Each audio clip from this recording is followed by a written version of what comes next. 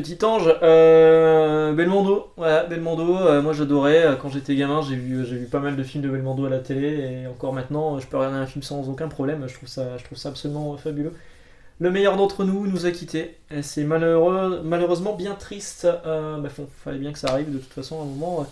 Nos idoles, de quand moi surtout j'étais plus jeune, commencent à disparaître, hein. Et ouais, c'est bien dommage. Bonjour, je vous ai pas dit bonjour, j'espère que vous passez un bon dimanche. Moi, ça se passe plutôt bien, a priori, parce que j'ai des cookies. Voilà. Ils sont super bons en plus. Eh, en plus, ils goûtent super bon. Ils sont vraiment très très bons.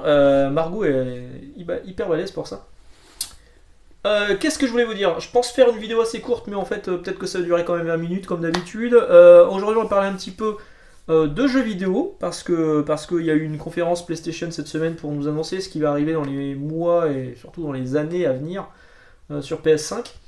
On va parler un petit peu de manga, et on va parler un petit peu de comics aussi, des lectures que j'ai en cours, que j'ai lues et dont je vais peut-être vous parler. On va commencer par quoi? Par le comics, hein, c'est le truc qui vous intéresse le plus a priori. J'ai emprunté au boulot, Hellraiser Rise and Fall. Alors je suis pas lecteur de Hellblazer.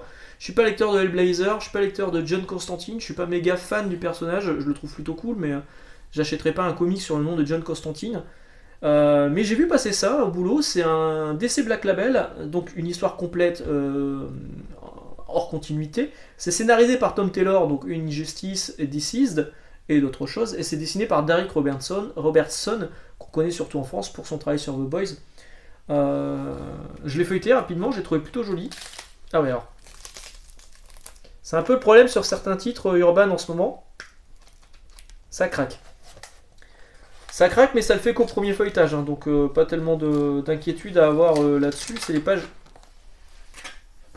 qui collent un petit peu. Voilà. Je suis curieux de le lire, j'ai plutôt confiance. On verra si ça me plaît. Si vraiment j'ai aimé, je pense que j'en ferai peut-être une vidéo, j'en sais rien. Si j'ai le temps, surtout, hein, parce que on va pas se mentir, le temps me manque un peu. J'ai eu aussi Non-Stop Spider-Man le numéro 4 qui est sorti avec déjà pas mal de retard. C'est pour ça que j'ai un peu de mal à me dire que Panini va sortir au mois de décembre à 100% Marvel avec les 5 premiers épisodes, parce que le 5 il est même pas annoncé à la fin, et c'est juste écrit Coming Soon. Voilà. Alors Coming Soon ça veut tout rien dire, mais a priori c'est pas encore pour tout de suite. Donc est-ce que ça va sortir en fin d'année chez Panini, ou est-ce que ça va être décalé? On verra. J'en ai profité pour prendre aussi le Aquaman 80e anniversaire sous couverture de Evan Rice, avec une histoire de Geoff Jones à l'intérieur. En fait, la semaine dernière sur l'île, il devait y avoir la braderie de Lille qui a été annulée, mais il y avait quand même la braderie des commerçants. Et si vous connaissez un peu l'île, il y a le Palais des Beaux-Arts, et tous les ans, il y a tous des libraires, et que ce soit libraires d'occasion ou des libraires de neuf, voilà, qui s'installent. Et il y avait Astro City, j'ai rien trouvé vraiment de foufou. Alors il y avait des vieux Strange, il y avait du récit complet Marvel, j'ai failli craquer pour un récit complet Marvel, mais c'est un album double avec X-Men et le Micronautes qui m'intéressait, et le Faucon. Le Faucon, je l'ai acheté récemment, donc je l'ai pas pris finalement, j'ai résisté. Et Damien me disait que Astro City était ouvert, donc je suis passé faire un tour chez Astro City et j'ai pris le Aquaman. Je l'ai vu, je l'ai pris. Plutôt cool. Niveau comics, qu'est-ce que j'ai reçu aussi? Tiens, je l'ai mis où le truc? Où est-ce que je l'ai mis? Je l'ai rangé. Je l'ai rangé comme un con. Je l'ai déjà rangé. Hein, parce que pour tout vous dire, cette vidéo, ça fait 2 fois que je la tourne, parce que mon nouveau micro, n'avait pas enregistré le son. AGP Tech, ça pue, hein. Oui, j'ai déjà fait la blague. Alors, j'ai reçu le deuxième trade paperback de Thor, qui est un peu plus gros que le premier. Donc, là, c'est les épisodes 7 à 14, contre 1 à 6 dans le premier. Avec l'histoire du Donald Blake, couverture d'Olivier Coipel, à l'intérieur au dessin du Aaron Kuder et du Nick Klein, toujours Donny Cates. Je l'ai fini, c'est vraiment très très bien. Un conseil, si vous lisez Thor de Donny Cates, procurez-vous quand même les Doctor Strange de Donny Cates, on y fait clairement référence là-dedans. Et en plus de ça, c'est une bonne lecture. Voilà. Donc vu que j'ai reçu ça, je l'ai reçu de Books ETC, ça a mis 1 mois à arriver. Je les avais contactés en disant ouais, j'ai toujours pas reçu ma commande, ça commence à faire un peu long. Ils m'ont dit bah pas de problème, allez demander à votre poste local s'ils n'ont pas un truc bloqué pour vous. Donc j'y suis allé, il n'y avait rien de bloqué pour moi. Je les ai recontactés, ils m'ont dit bon bah on vous renvoie. Désolé, on vous le renvoie. Et le lendemain où ils m'ont dit ça, j'ai reçu ma première commande. Donc je les ai recontactés pour leur dire bah me l'envoyez pas, ça sert à rien, vous allez perdre du pognon. Et ils m'ont juste répondu merci de nous avoir prévenu. Voilà, donc je ne sais pas s'ils me l'ont envoyé ou pas au final. Mais bref, donc du coup j'ai reçu mon tort et j'ai reçu enfin mon King in Black de Panini UK. Alors la meilleure édition disponible à ce jour de King in Black, parce que Panini UK fait un travail formidable. C'est-à-dire qu'à l'intérieur vous avez King in Black 1 à 5 et vous avez Venom 31 à 34. Donc tous les épisodes de Venom en rapport avec King in Black. Et en plus de ça, donc il y a un épisode de King in Black, un épisode de Venom, un épisode de King in Black, un épisode de Venom, et c'est clairement ce qu'il fallait faire. Parce que quand vous lisez Venom, ce qui se passe dans les épisodes de Venom se passe en suite directe ou en parallèle de ce qui se passe dans King in Black. Donc Panini France, qui nous sort les King in Black mois par mois, et qui vont sortir les épisodes de Venom, ils nous mettent en plus des tie-ins dont on se contrefout, alors que là c'est important dans l'histoire, les épisodes de Venom. Et les épisodes de Venom, ils vont nous les proposer à la fin du run, à la fin de l'histoire, les ventes King in Black. Ce qui est complètement con, parce que quand vous allez lire Venom, vous allez vous rendre compte que à la fin de King in Black le numéro 1, il y a Eddie qui chute, et en fait tout ce qui se passe dans sa tête et machin, tout ça, ça se passe dans le Venom numéro 31. 31. Et vous allez vous rendre compte que Panini France a fait de la merde. Alors qu'il suffisait de copier exactement ce qu'a fait là Panini UK. C'est marrant parce que c'est la même boîte, mais là vous avez la supérieure version et nous, version des branlos. Voilà. C'est vraiment dommage. Hein. C'est vraiment dommage parce que là en plus de ça, ça coûte l'intégralité du crossover avec tous les épisodes de Venom, ça coûte 17 livres. Au cours actuel, c'est 20 euros, un peu moins de 20 euros. Et moi j'ai même vérifié, en l'ayant précommandé, pas précommandé, mais en l'ayant pris le jour de sortie sur Books ETC, il m'a coûté 13 balles. 13 balles, j'ai tout. Tout ce qui m'intéresse, j'ai pas les tie-ins dont je me contrefous. Alors c'est du format souple, vous allez me dire, ok. Mais encore une fois, c'est dommage quoi. Panini UK fait un super taf. Super taf. Donc vu que j'ai fini King in Black et que j'ai fini les épisodes de Venom qui sont en rapport, j'ai enfin pu lire mon Venom numéro 35, le numéro 200 Legacy, avec la fin du run de Donny Cates sur le personnage de Venom. J'ai bien aimé cette fin, c'est pas non plus la fin la plus folle du monde, mais il y a un gros bouleversement au niveau du personnage d'Eddie Brock et de son entourage, donc c'est vraiment très bien. Et j'étais plutôt content, donc maintenant je vais pouvoir vous faire une vidéo sur le run de Donny Cates sur Venom. Alors peut-être pas cette semaine, peut-être la semaine suivante. En fait, il faudrait que je refasse des vidéos tous les jours, mais d'une, j'ai pas le temps. Par contre, les idées, j'en ai. Voilà. Donc ça, c'était pour les comics que j'ai lus, que je vais lire et dont je vais vous parler bientôt. Faut aussi que je vous fasse le... Tiens, j'ai vu passer. Faut que je vous fasse la vidéo sur le planning Delcourt. C'est vrai que je vous l'avais promis la semaine dernière. Finalement, j'ai pris un petit peu de retard. Ça arrivera normalement cette semaine, et ça tombe bien, il y a d'autres trucs qui sont passés, donc je vais pouvoir en reparler aussi. Et j'ai vu popper quelques dates sur Panini, donc je pense que je ferai une vidéo Panini avant la fin du mois, avec par exemple au mois de février, les deux must-have du mois de février, ce sera Weapon X, donc l'arme X de Barry Windsor Smith, que je vous recommande déjà, vous pouvez déjà y aller, moi c'était mon livre de chevet quand j'étais gamin. C'est absolument génial, puis pour 15 balles, faut franchement pas le laisser passer. Et le deuxième, c'était Marvel Zombie par Robert Kirkman et Shane Phillips, la première mini-série qui est vraiment très bien. Et c'est complètement con en fait. Là, la hype Marvel Zombie, elle est maintenant, parce que c'est dans la série What If, et nous, ça sort seulement en février, le must-have. Erreur de calcul. Voilà, donc ça c'était pour les comics. On va parler un petit peu de manga. J'ai enfin reçu les Keiji de Mangetsu, voilà. Plutôt cool, je suis content. Alors, il y a beaucoup de gens qui critiquent le papier. Bah, franchement, j'ai un collègue qui m'a dit, ouais, c'est un papier buvard, tu fais tomber de l'eau dessus. Mec, arrête, abuse pas, quoi, c'est vraiment bien. Moi, je trouve que la qualité d'édition chez Mangetsu, elle est vraiment très très bonne. Mon Covid qui passe. Donc, ça, c'est vraiment très bien. J'ai aussi eu les marque-pages de Keiji Mangetsu, mais ça, vous l'avez vu passer dans les décors. Plutôt content, encore une fois merci à... Alors c'est Brajolon du coup qui me l'envoie en tant que libraire et qui m'a envoyé donc les deux premiers tomes de Keiji. Je vais les lire, je suis plutôt fan du trait de Tetsuhara, là c'est sans Buronson qui était au scénario sur Ken le Survivant, mais je suis plutôt fan de ça, ouais. J'avais lu à l'époque les éditions Casterman, ça m'avait pas laissé un souvenir impérissable, je les avais pas achetés en tout cas. Là ça va être l'occasion de le relire dans une belle édition. J'ai emprunté au boulot Chainsaw Man, le nouveau numéro 10. A priori la série se termine bientôt au Japon. Et puis pour pas mourir idiot, j'ai emprunté la série qui cartonne en ce moment. Alors c'est pas l'Attaque des Titans, j'ai pas aimé. C'est pas Demon Slayer, j'ai pas aimé. C'est Jujutsu Kaisen, qui est franchement bien, qui fait partie des meilleures ventes actuelles en manga avec My Hero Academia, etc. Donc j'ai emprunté le numéro 0 et le numéro 1, on verra si ça me plaît. À première vue, le trait me plaît bien. L'histoire a l'air plutôt intéressante, donc j'ai plutôt confiance, on va voir.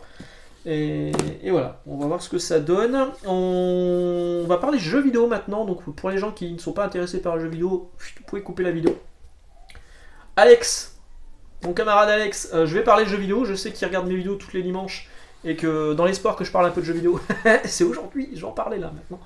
D'autant que je reviens de là où mon camarade Alex officie, et j'ai pu avoir pour le meilleur prix disponible sur le marché le WarioWare Get It Together. Donc ça c'est pas pour moi, c'est pour Yannick, sur Nintendo Switch. Voilà, il y a une démo hein, sur Switch, si vous voulez essayer, vous verrez, c'est plutôt sympa, c'est des mini-jeux complètement cons et débiles, mais vraiment c'est bien. Et puis surtout Tales of Arise, ça fait 5 ans que j'attends un nouveau Tales of, je crois que ça fait 5 ans hein, que le dernier était sorti, je crois que c'était Berseria, que j'ai pas aimé plus que ça. Et là c'est nouveau producteur, nouveau scénariste, nouveau moteur de jeu, moteur graphique, on est passé sur l'Unreal Engine. Nouvelle console, PS5, elle est également sortie sur PS4. Et ben j'ai qu'une hâte, c'est de me plonger dedans parce que j'adore les Tales of, j'adore les JRPG à l'ancienne. J'adore le système de combat des Tales of. Alors il y a une démo aussi, hein, si vous voulez essayer sur PS4 et PS5. Ce qui m'avait un peu déplu, c'était le clipping, c'est-à-dire que les éléments qui apparaissent un peu tardivement à l'écran, mais a priori c'est pas corrigé non plus dans la version définitive. On va voir, je l'ai pas encore lancé. Mais les panoramas sont magnifiques, c'est hyper beau, c'est un vrai dessin animé interactif pour le coup, c'est vraiment très très bien. Et j'ai hâte de me plonger dedans. Alors cette semaine il y a aussi eu une annonce sur PlayStation. Oui, je vais parler de la PlayStation, mais vous allez voir que je vais parler aussi un petit peu d'Xbox. Alors, il y a eu plusieurs jeux qui ont été présentés, des jeux dont je me contrefous beaucoup. Deathloop, j'arrive pas à m'intéresser à Deathloop. C'est beau, hein, ça a l'air intéressant, hein, mais j'arrive pas à m'intéresser à Deathloop. Le fait que ce soit un jour sans fin en fait, mais avec des meurtres et tout. Enfin, le système de un jour sans fin, ça me plaît pas en fait en jeu vidéo. Ils avaient déjà fait le cas sur Majora's Mask avec Zelda et ça m'avait pas plu. C'est l'un des Zelda que j'aime le moins, alors qu'il a énormément de qualité. Mais j'aime pas ce système où on doit recommencer les trucs qu'on a déjà fait et tout. Ça me saoule assez rapidement. C'est un peu curieux pour un mec qui passe son temps à refaire les niveaux 1 des shmups, mais bon, c'est comme ça. Je suis quelqu'un plein de contradictions. Donc ça, je m'en foutais un peu. Gran Turismo 7, je m'en foutais un peu. Et c'est là où je vais parler d'Xbox.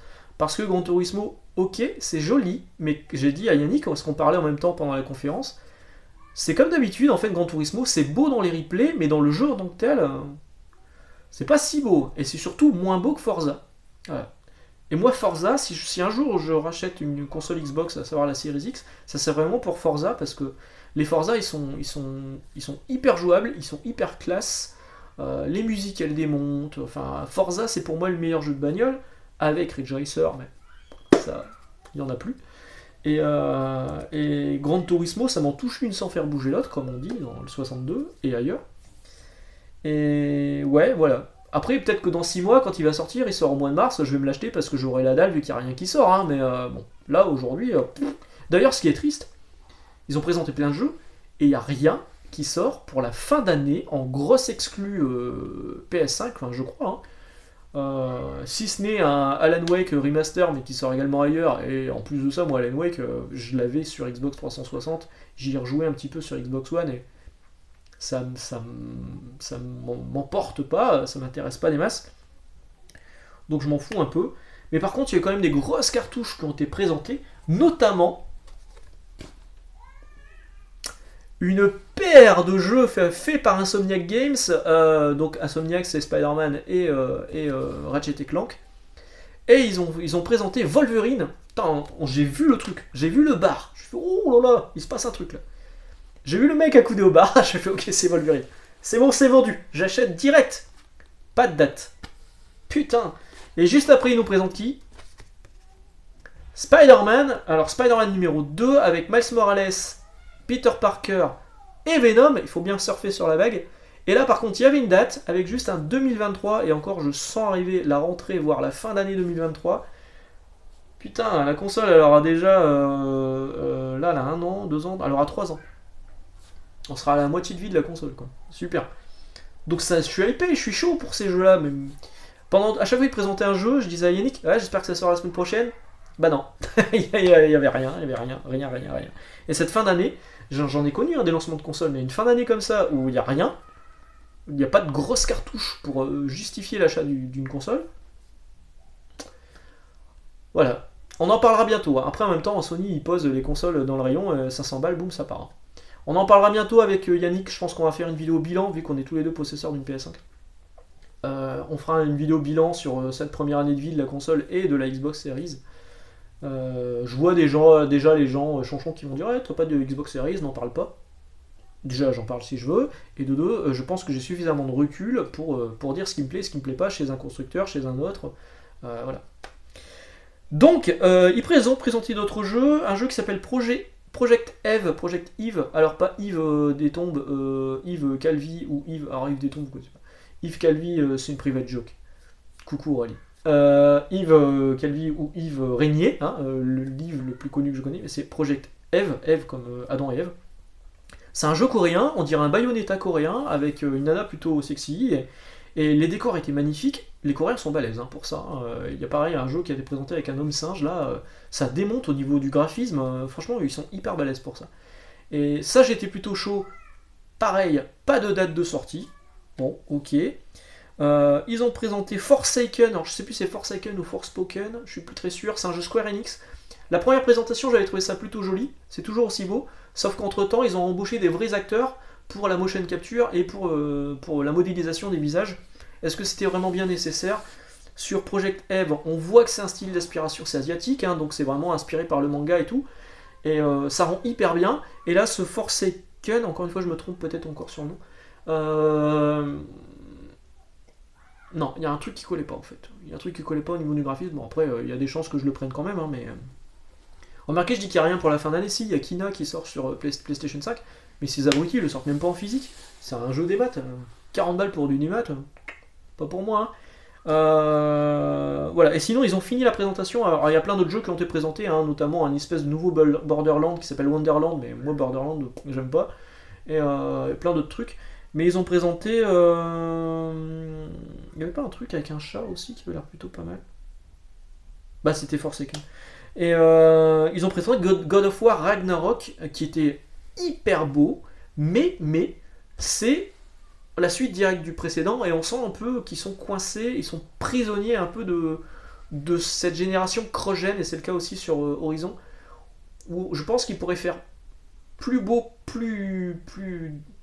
enfin se donner plus les moyens, donner des libertés aux développeurs, s'ils ne développaient que sur PS5, mais comme il faut aussi développer sur PS4 parce qu'il y a une manne de joueurs derrière PS4, on sent qu'il y a des barrières qui sont un petit peu. Ils ont présenté aussi une version HD de Uncharted 4. Ça tombe bien, je l'ai refait il n'y a pas longtemps. Bon, j'espère que la mise à jour sera gratuite, hein. Sinon c'est la honte. Pareil, une version HD de Gran Turismo 5. De GTA 5. Ils font tout pour que je l'achète le jeu en fait. Je l'ai jamais fait. Gran Turismo ça ne m'intéresse pas. J'avais fait le 3 à l'époque et j'ai dit bon, c'est tout, ça, pas pour moi. Alors que j'adore les Red Dead Redemption par exemple. Mais, et là c'est joli, mais voilà. C'est pareil, ça sort au mois de mars. On s'en fout. Si ça avait été le seul jeu pour Noël, peut-être que j'aurais eu la dalle. Mais là.